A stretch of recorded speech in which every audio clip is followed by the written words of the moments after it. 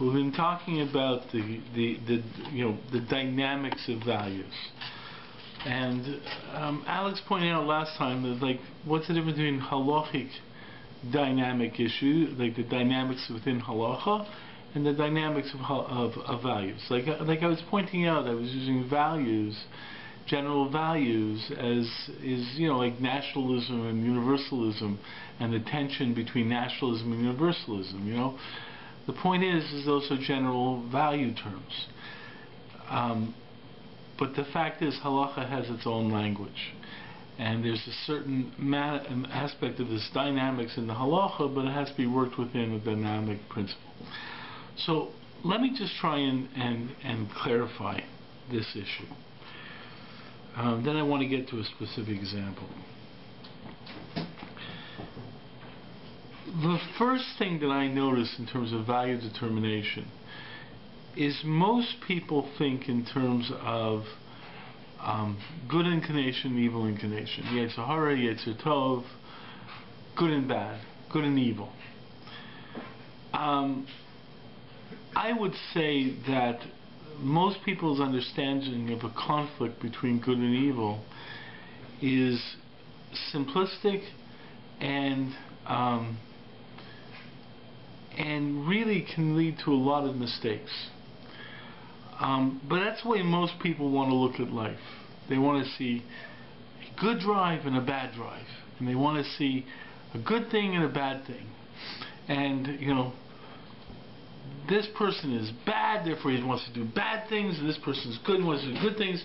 And if you want to be a good person, you do this. You want to be a bad person, you do that. Fact is, though, in a general hashkafa view from Judaism, what we understand is that there's a myriad of values in the world. And usually conflicts exist between what we would consider to be two good values. Okay? It's not a good value, it's not good and evil. It's not a good drive and an evil drive in a simplistic way. It's two drives that both in their place actually have good in them.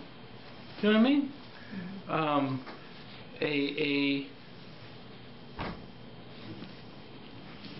You find that let's say a woman who's an aguna, who has an affair. What's her drive? Her drive is she wants to be taken care of, she wants love, she wants a relationship.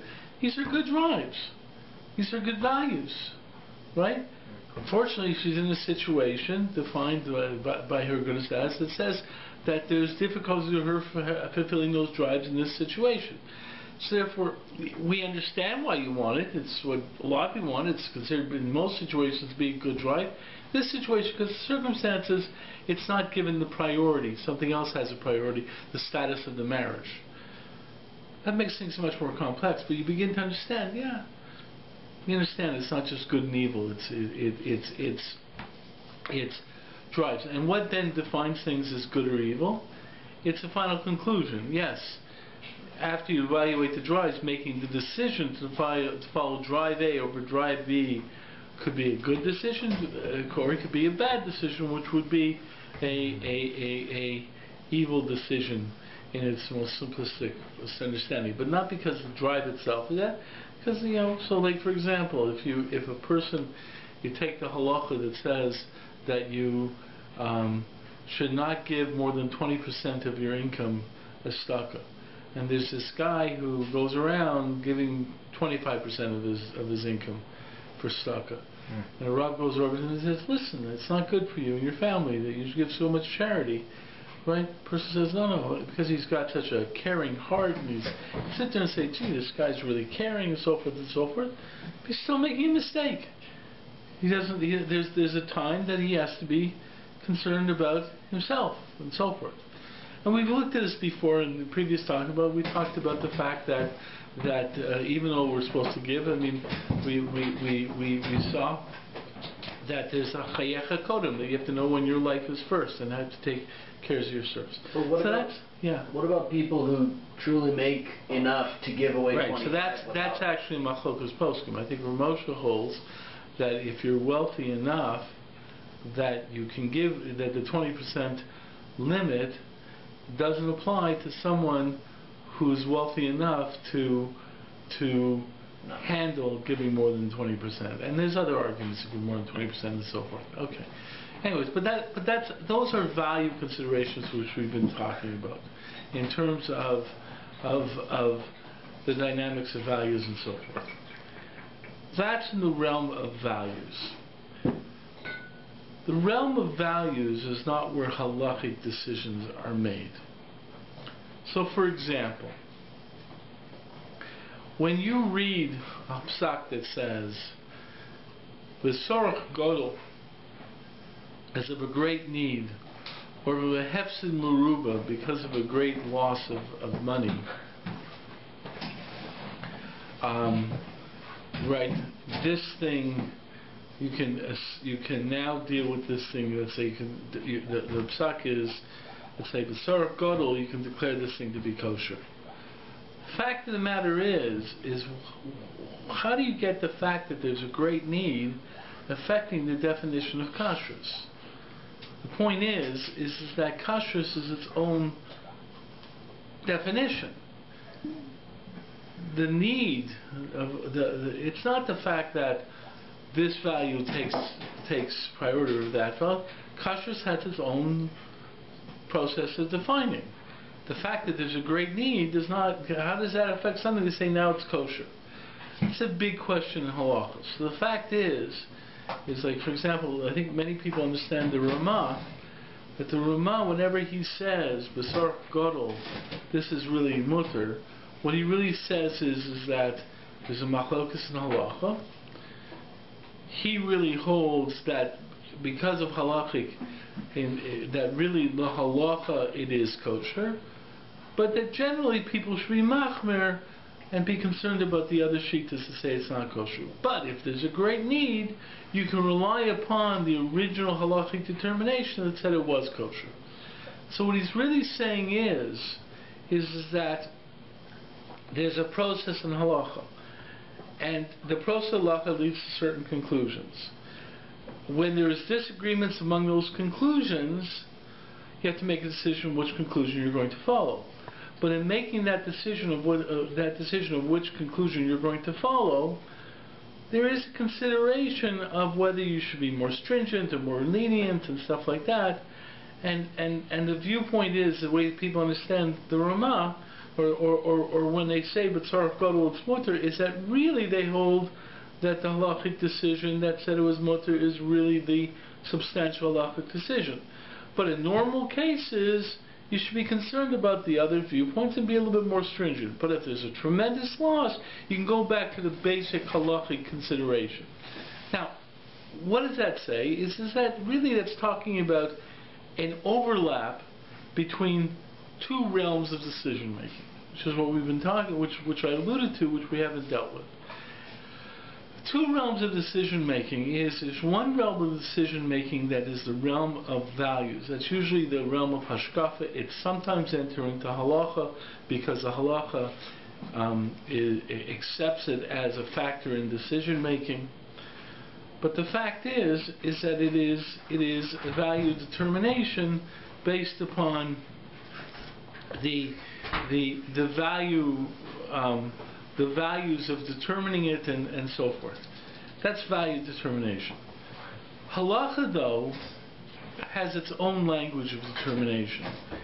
And it doesn't necessarily apply what we would consider to be value determinations. It has its own language and its own consideration. So I want to give you one example of it.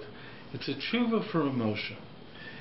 And it's the kind of thing where you're going to sit there and say, you're going to have a value response to it, and then you're going to, and you're also going to have a necessity to have a halachic investigation of it.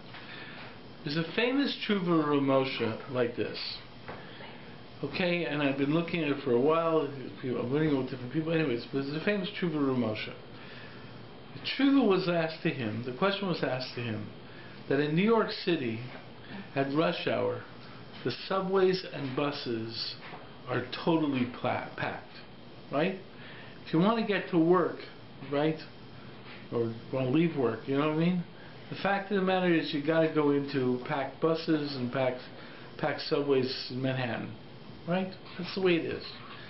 And if you get into one of these packed subways, it's quite possible that you will be up against a person of the opposite sex. Okay? And we all know that there seems to be a prohibition for people of the opposite sex to touch each other. Right? Right. Okay? So basically people won't shake hands and so forth and so forth. We don't touch people of the opposite sex. Unless you're married, and that's a different issue. Okay. Or then also there's the exceptions of family, parents, sisters, all different shittas on that. Extended family according to some shittas. Okay. But the point of the matter is that Ramosha's asked the question, how can a person go in a subway when it's packed? You're going to be, it's quite possible you will be touching a person of the opposite sex. Okay? Now, people will look at this. What would be the simplistic response to that? That's ridiculous. Why? Because you're going to cut out your life because you might touch a woman or a man, depending on who you are? So on a value argument, if you're just looking in the realms of values without halachic... What's the real halachic issue? Okay, well, exactly. That's where you're going to go. There's a value argument that says, listen, there's some concept of not touching women, but on the other hand, you need to live, you have to go to work, so therefore people will sometimes apply a value type argument that says this is what you have to do. So we're applying values in general terms. And it's not that the argument it doesn't have any validity from a value perspective. The fact is, it's that the argument doesn't have any validity from a halachic perspective. Okay? The fact that, if the halacha says you can't touch women, then, yeah. Is there a specific definition in halacha that's, about touching? Meaning, there must be, like, if you're making a law or a rule, there's a first thing that goes as a definition, meaning like intentional, unintentional, okay. what's your thinking process, because that has to play. Right. So the fact is that, and what both you are saying is, what exactly is the halachic definition? Well, to bring it to modern times, can I say shake hands with Caitlyn Jenner? Okay, that's a different issue. The fact is that's a very different issue. So I don't want to go there. And the fact is from a halachic perspective, he's still a man. But I don't want to deal with that right now. Okay. Actually, it's not so simple. There's a Tzitz Eliezer that may raise issue, but my simple understanding is that Caitlyn Jenner is still a man, but I'm not going to deal with the Tzitz Eliezer. What was it? What did he say? Was it Tzitz Eliezer seems to have questions about how we define someone's gender, but that's interesting. It's for a different night. But that's a different issue. Okay. The fact is, though, is that what you're asking then is very much what the halachic question is. What exactly is the halacha? So you do an investigation, and this is what Ramosha basically does. Now, the fact is Ramosha basically takes, from a value perspective, he understands that people have to go to work. So he understands the issue. He says, yes, it's a real issue. You can't touch. On the other hand, I understand what you're talking about. It's not just you want to go to the beach. It's you have to go to work. And there's a value in going to work and taking care of your needs and your family and not wasting your life and so forth and not just being a bum. He doesn't use that language. But the fact of the matter is that there's a value here. But he's not going to just say, okay, this value is this. Therefore, this is where you get into halachic analysis. So the question is what really is the halacha? So Ramosha says that what really is asur, it's touching that has a sexual connotation to it. Okay? Okay? He says that basically it's touching, as he says, it's derech chiba and taiva. Okay, there's a certain emotional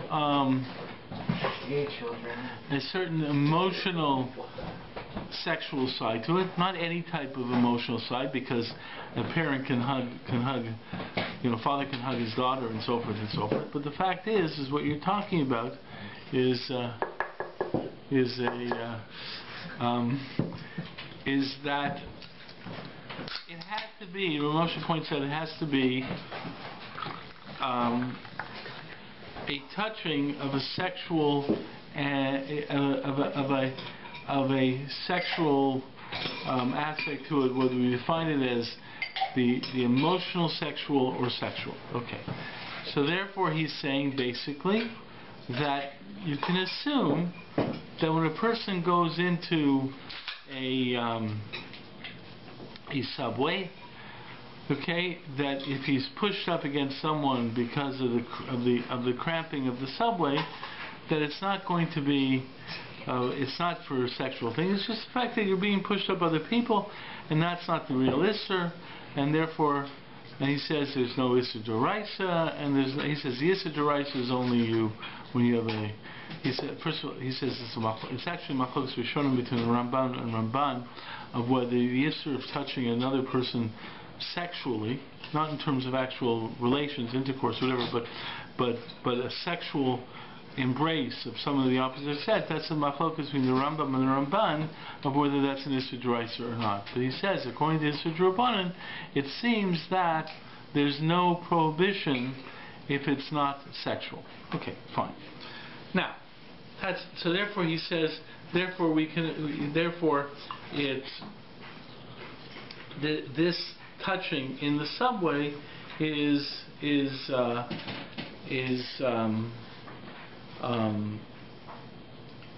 would not be a problem. Now the fact is, though, is then Ramosha says, what about a person who basically says, no, somehow I do get these feelings in a crowded, if I'm pushed up against someone of the opposite sex, even in a crowded subway, I get these feelings. So Ramosha says, yeah, you got a problem.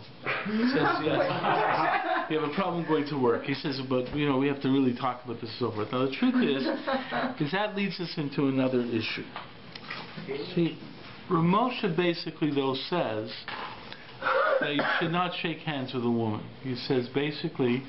He says, and then he says that a person, if a woman puts out, he says, what about the people who do shake hands?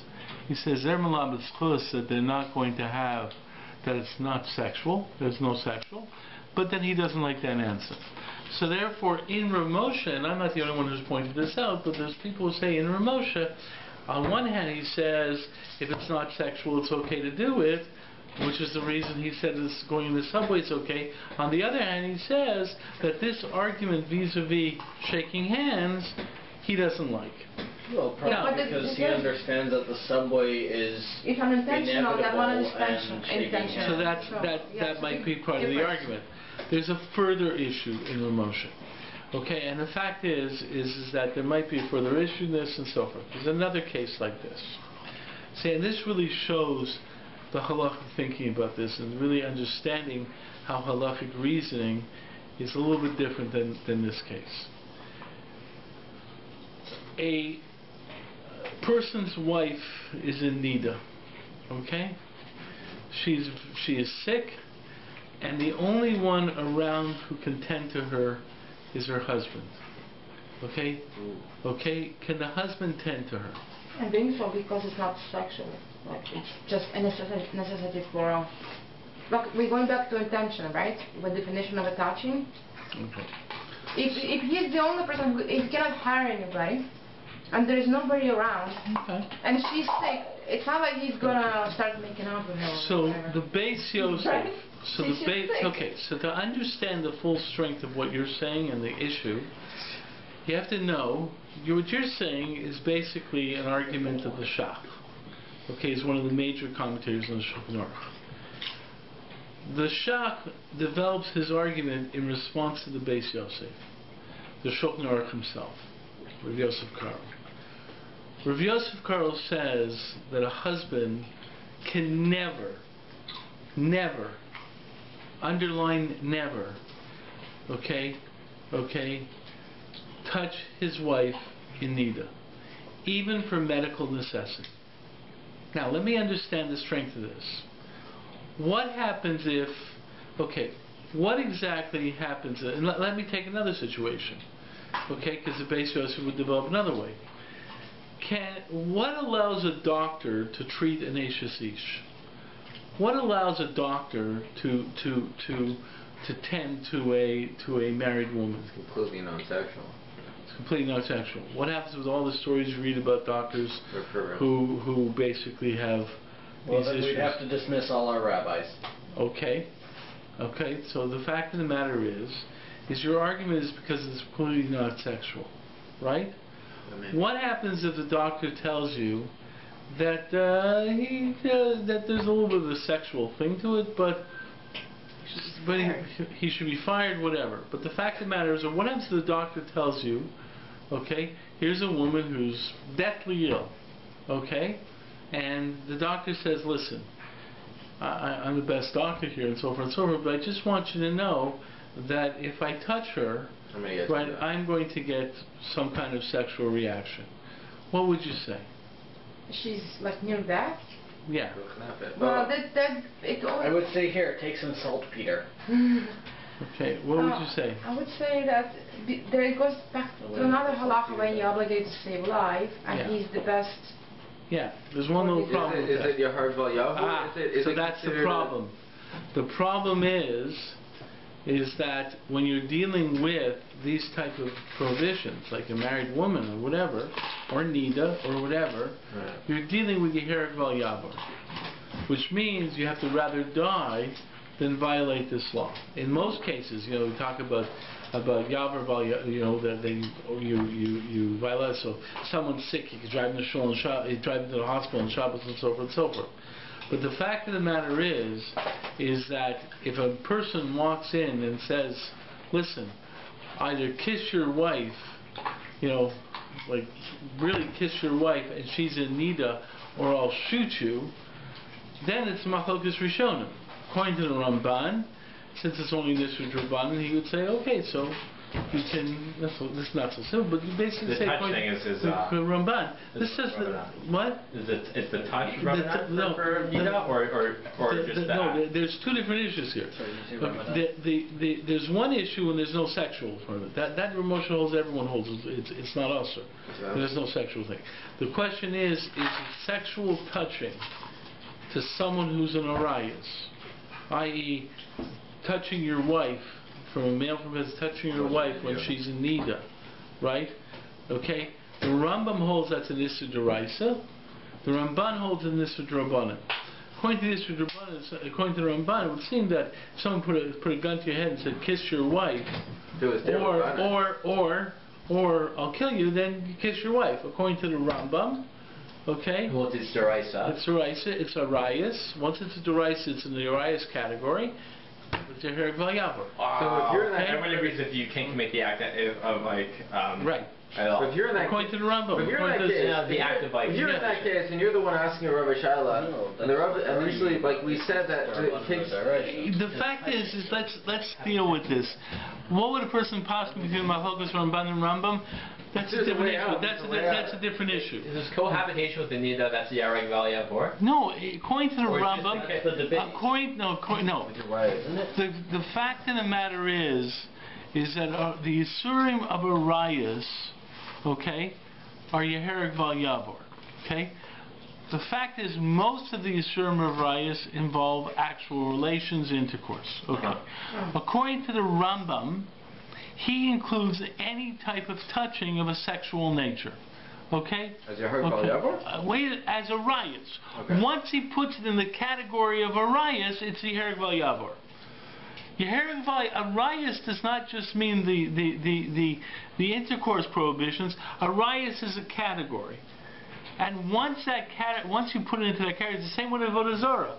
There's categories of Avodah Zarah which are Rechuv Misa, there's categories of Avodah Zarah which are Lovin. But once it's in the category of Avodah Zarah, it's a Heri Val Yavor. So according to the Rambam, once he states that the prohibition, okay, of sexual touching is a deraisa, and that puts it in the category of arayas, it's Heri Val Yavor. So the Beis Yosef comes out and says that that's why a husband cannot touch his wife, even if she's deathly ill. That's the Beis Yosef's talk. Why? Because Heri Val Yavor. Right. Now, the same thing would apply to a doctor. People think that doctors are because it's doctors and so forth and so forth. The fact of the matter is a doctor is not permitted, is not simply saying that it's a matter of medical necessity for him to treat women, even if he may get some kind of reaction. It's the fact of the matter is what you're really saying, as you said, that doctors are considered to be in the category of professionals. Professionals, okay, are not deemed to see their activities as professionals as having a sexual side to it. That's why doctors can not only treat women in situations of deathly need, they can treat women for any medical necessity. Okay, a dentist can touch a woman. Okay, why?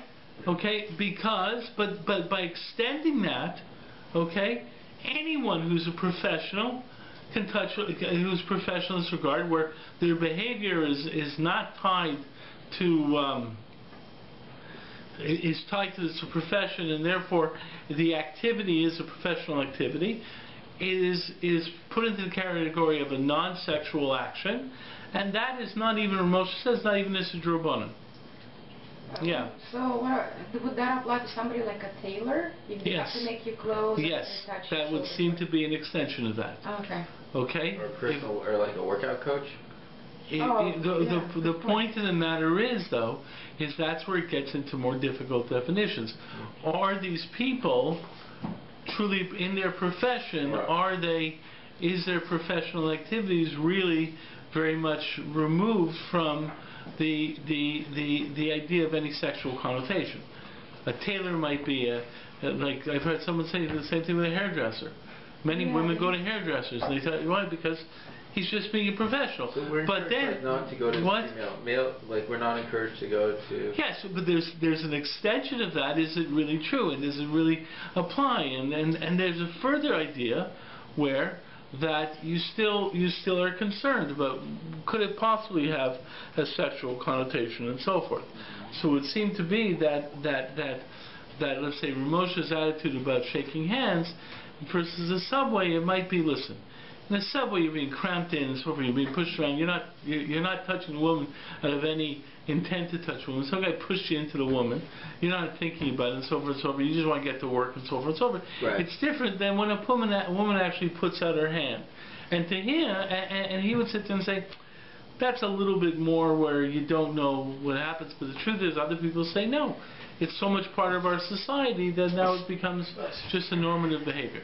But the fact is that it's important to understand that in Halacha, okay, a lot of the value considerations that you brought up first, which was considerations of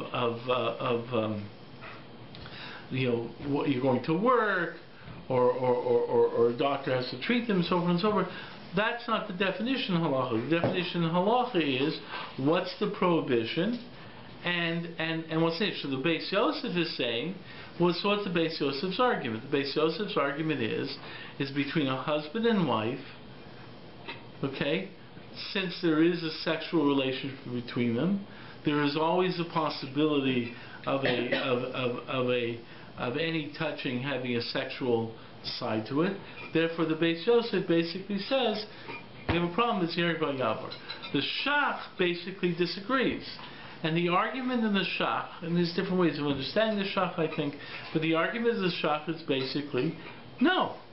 The fact of the matter is a activity, is an action that's not sexual by definition, okay, such as medically treating your wife, while she's in nida. Okay, even while she's in nida, he says that you can, that basically it's not usher. Because why? Because you can assume that this is not going to have a sexual side. So the shach. So because I remember when I was in Jewish day school, they said that they brought or maybe in yeshiva they were talking about the idea if your wife is pregnant, you're not supposed to push the wheelchair. But if it's a shach, we're Ashkenazim. No, the fact of the matter is, forget Ashkenazi Sephardi on this. The fact of the matter is, the shach does say that only when no one else is available. Okay. So then Rav Moshe explains what does the shach mean by that? Because the fact of the matter is if you're concerned.